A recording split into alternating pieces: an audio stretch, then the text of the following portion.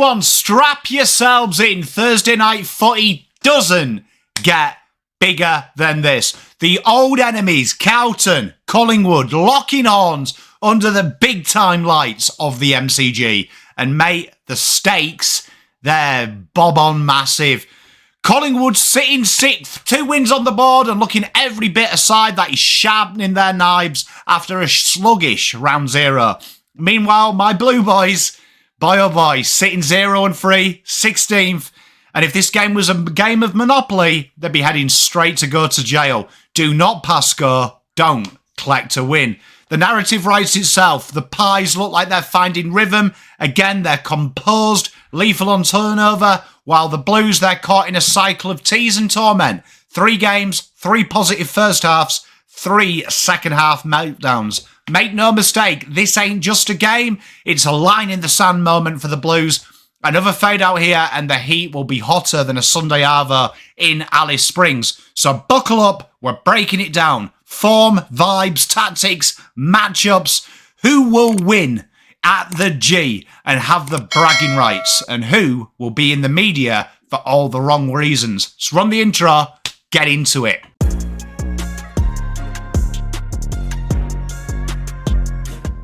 Let's not sugarcoat it. The Blues are free falling. A proud, historic club now staring down the barrel of a 0-4 start. The optimism from the pre-season has evaporated quicker than a sausage sizzle with mozzies on it. 3 games, 3 losses, and it's how they've lost is probably the most alarming. Round 1, competitive early, looked structured, but as the pressure mounted, the cracks widened. 82-69 to Richmond. Hawthorn outcoached, outrun, outworked by a very intelligent Hawthorn side that just simply wanted it more. A 20-point loss there, and then against the Doggies, competitive, solid, led for most of the game, then vanished. This is a pattern. Across these games, Carlton have been a staggering negative 89 points against second halves. That's not just a fitness issue. That's a mental collapse, a tactical shortfall. And this is almost a team that at the moment looks like it's without belief heading into adversity. Tactically, they are lost. They're win it at the source, no dramas, plus 14 stoppage differential. But that's when it falls apart like a cheap deck chair in a gale-forced winds. Negative 188.7 in metres gained differential, making them 14th. They're not transitioning from the contest to the outside. 0 overlap run, stagnant ball movement. Negative 11 from forward half differential. That's 13th. They can't lock it in. Rebound goals against plenty. This was a staple of Voss's first 2 years. Defensive half points, negative 16th, again 13. When teams get through, they score. It's as simple as that. Negative 7.3 points on turnover, 12th, bleeding on the counter, and only 36.6% of shots result from an inside 50. The worst side in the comp, 18th. Turning entries into shots, they might as well shout YOLO as they bomb it in. This is a side that's trying to play efficient without being quick enough with the ball to sustain it and also managing the energy levels throughout the game. Playing contested brand footy without any outside overlap. It's a tactically identity crisis. And make no mistake at the minute, the vibe is toxic. Voss looks flustered, the players look frustrated, and the fan base, they're on edge. If they have another fade out, you may see a boo in the PommyInOz studios. Pies, on the other hand, they are a strong premiership contender, having gone bold in the off-season. They started out with a humiliating 104-52 loss to GWS. It was sloppy, it was slow, it was flat-footed, there was no tackle pressure, and the ball movement was dire. But, as we said in the review of that game, they are back in business since. Round 1, one of the more brutal demolitions that you will see. 136-45 to Port. Pressure, precision, and power. The 3 Ps, Port barely touched it. And then the Doggies. Carlton lost to them last week, and you saw how Pies negated it. It was an ugly game, but importantly, the Pies would have lost this pre-McRae. They stayed in it, composed, calculated, clutch when it happened. The most dangerous thing about Collingwood is you can beat them in so many different ways, but they always find you a way. Their ability to blow away the game with their own tempo, drag you into a slog, and then suddenly get you on the outside. You can't beat belief. And at the minute, the Pies have it. It's system over stars. Yes, they've got Dacos. Yes, they've got Houston. Yes, they've got De Goey returning. But what wins your game is your system, your ability to cover space, roll defensive structures, launch from turnover. It's unmatched when it clicks, and statistics back it up.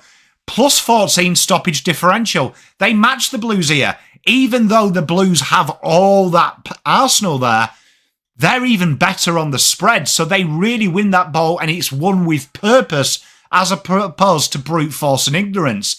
18 plus on turnover points, the third best team in the competition. They create chaos and they punish you brutally. Pressure plus class equals scoreboard pressure.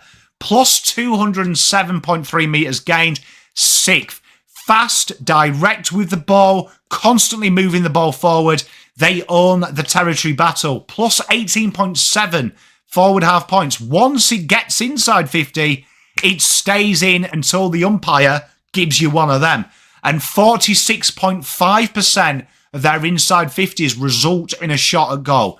Ninth in the league. Efficient, structured, and composed.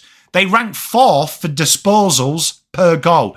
Carlton are one of the worst teams in the league for the amount of touches it has until it actually gets in to a shot at goal, meaning they don't piss about with it. No Q switches, overuse. It is moved with purpose. Majacek could be a huge focal point in here. Not flashy, reliable, strong overhead, and draws defenders. But then you've got Membry, McStay buzzing, Hill lurking, annoying the life out of you. This forward line functions like a well-oiled chainsaw. And make no mistake, Fly has his side believing. They back themselves in any situation. And why wouldn't they? They've been down and out and still find a way to win for nearly 3 years now. Now, where will it be won? The key battlegrounds. The centre, definitely the midfield. Contest versus class. Both sides dominate around stoppages. The difference is what happens next when they win it. Carlton, bash, crash, win it. It often becomes frozen as they overuse the football. Collingwood, win it, handball chain, runners everywhere, massive overlap run, slicing through gaps. Carlton must not only win this contest, they need to be clean exits, smart use, and then when it gets forward of the ball, that forward pressure comes into it. If they bomb it long, Collingwood's intercept game will ruin them. They have to slow Collingwood down, which does play into the wing kick. However, it's the pressure around that ball that's so much important. If you're just using that as a stopgap, they'll toast you on the overlap. Territory and turnover, the Pies playground this year. Collingwood are vulnerable. Carlton are vulnerable when the game opens up. They don't defend space very well, and they don't really cover the turnover chains. What happens is they get stagnated when they do the defensive running. So when they do win it back, they're almost too defensive to get the ball moving forward. The Pies, this is their bread and butter. You got to expect them to force wide ball movement from the opposition, pressure exits, and then launch turnover from half back. This is where Dacos, Houston, flipping defence into offence in almost 2 handballs or 2 possessions. And then that leads us on to the inside 50 structure. Chaos ball versus structured. Carlton's forward entries are chaotic. Not many leads, not much separation, just hopeful bombs to 2-on-1s for Kerner. Collingwood are incredibly structured. Membry and Majacek lead up. Bobby Hill hits the fall. And then they have that width. The contrast couldn't be starker. Their ability to change the angle. Have that extra kick from outside 50.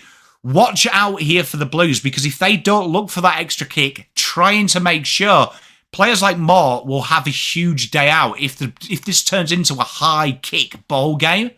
And then the mental game. Ice versus meltdown.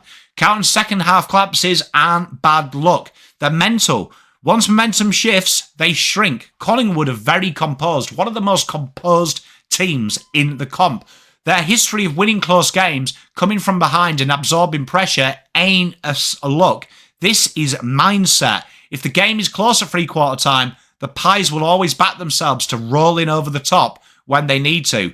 This isn't a must-win game for Carlton. This is a must-respond, a must-compete, a must-show you're not broken type of game. But right now, it's a finely tuned machine versus slight individuals who are having good games that seem to be held together at the minute with duct tape and denial. Now, let's look at the key matchups. Backline versus that forward trio. Majacek is a test for this game, but McStay and Membry will be there against Jack Silvagni and Jacob Weitering. Carlton's defence, Weitering remains the rock down there of the defensive consistency, taking on the top forwards. We have seen, though, when Jack Silvagni, traditionally a forward, redone as a defender this year, has really leveraged some versatility and football IQ to really help Carlton's backline. It allows Jacob Weitering to play a little bit looser and really get involved with the transitional play. It's no surprise that these two have had real high score launches per game playing together. They seem to have that synergy, and this is going to be a really key battleground. The Magpies attacking Triple M is a formidable challenge. All three of them play different. One can take big contested marks. The other one can drag defences out of D50. It's been instrumental in Collingwood's offensive strategies. The key points in this are the aerial contests, Weitering's intercept marking, Silvagni's ability to stifle and stop and nullify the presence. Silvagni's adaptability will be really interesting. Would be interesting here that you would expect McStay to be the deepest forward, which would then play into Weitering's hands, and Silvagni going to be really trying to take it. They want to disrupt the marking opportunities at all costs and provide rebound for their defence. And this is where it comes in, rebounding. Carlton from the ground ball have been almost shocking at times. Effective ball movement from the back half is imperative.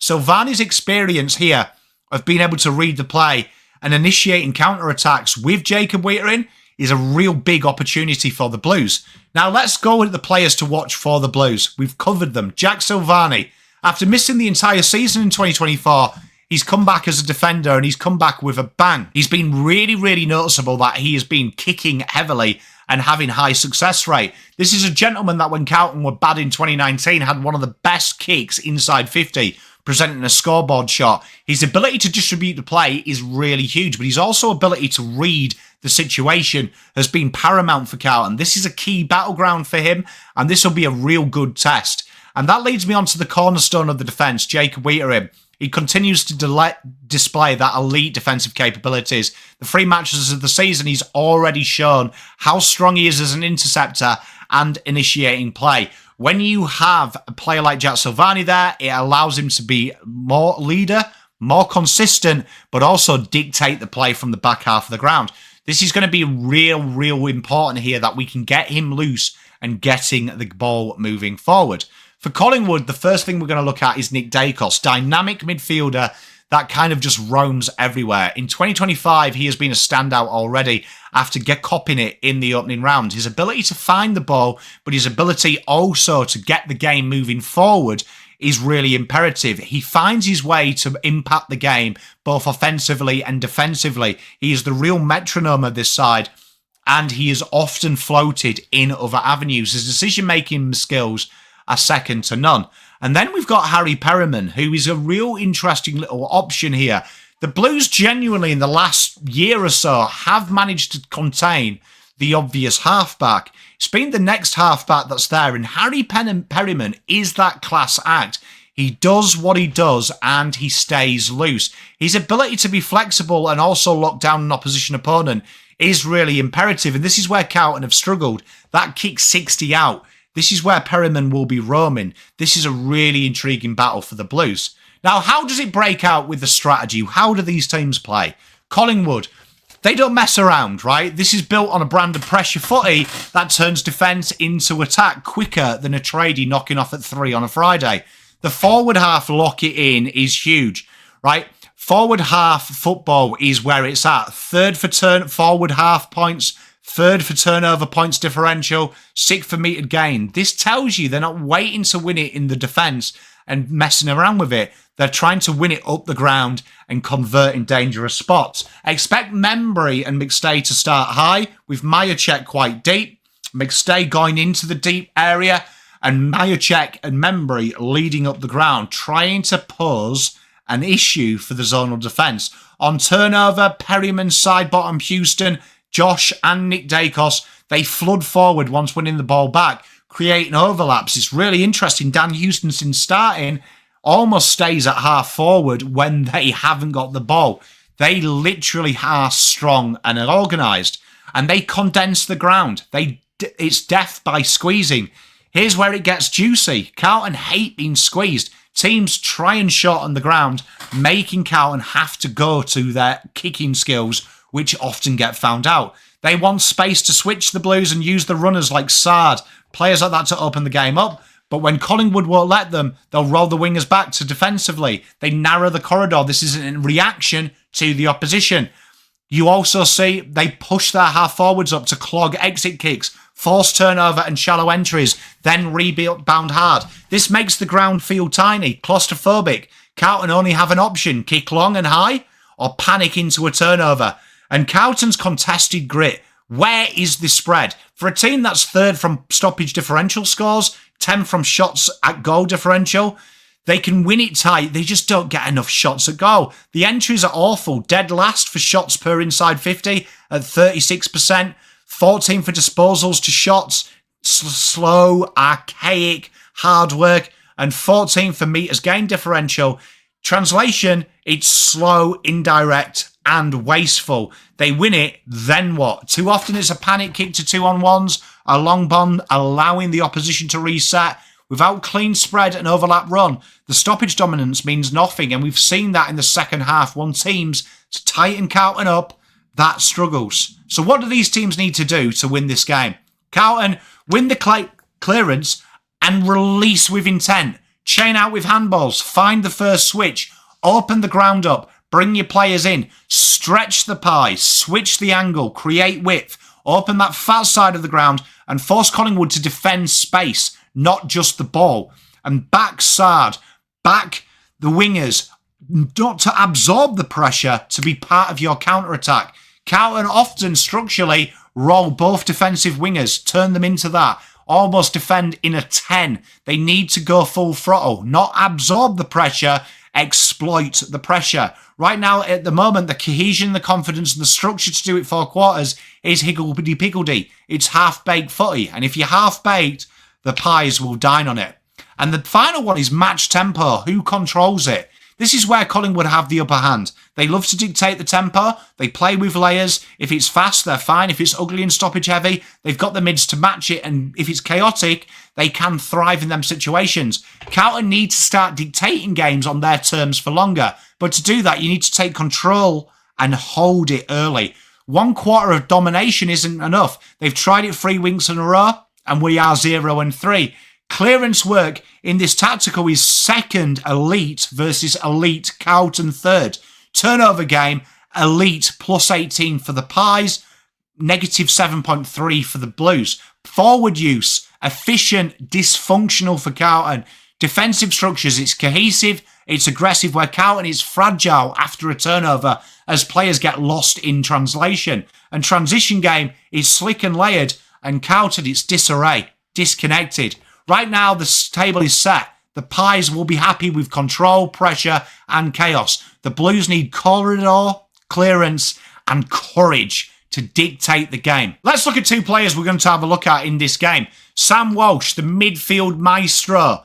Sam continues to be what is expected for the Blues, but at the minute, his endurance and ball-winning ability are being masked by his composure and where he's getting the ball into him.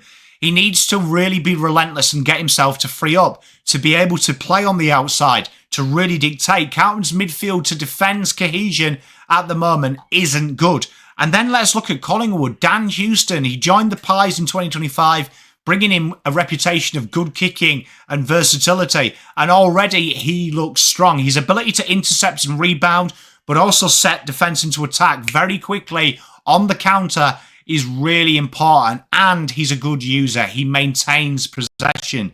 This is going to be an intriguing battle between these two, who really need to have good games to help their respective sides.